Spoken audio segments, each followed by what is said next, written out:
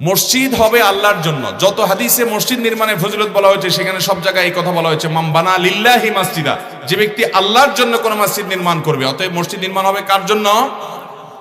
এখন আমাদের দেশে অনেকে মসজিদ বানায় ফুটানির জন্য, নাম কাম জাহির করার জন্য। অমুকের ছেলে মসজিদ বানাইছে, অমুকের বাড়ির সামনে মসজিদ হয়েছে। কোন মসজিদ কমিটিতে আপনি হয়তো আছেন, কোনো কারণে গন্ডগোল লাগছে, আপনাকে সেক্রেটারি সভাপতি বানায় না, আপনি যে আরেকটা মসজিদ বানাইছেন, আছে না নাই? এইসব উদ্দেশ্যে মসজিদ আলাদা করা, মসজিদ ভেঙে ফেলা, আরেকটা মসজিদ নির্মাণ করা, এটা জায়েজ। মনে রাখবেন, এরকম মসজিদ নির্মাণ করে সওয়াবের পরিবর্তে গুনাহ হতে পারে। মসজিদ হবে শুধু আল্লাহকে খুশি করার জন্য।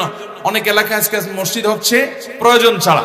একটা মসজিদে আছে মুসল্লি পুরে না, মসজিদের মধ্যে পাশেই আরেকটা মসজিদ বানাচ্ছে। কেন?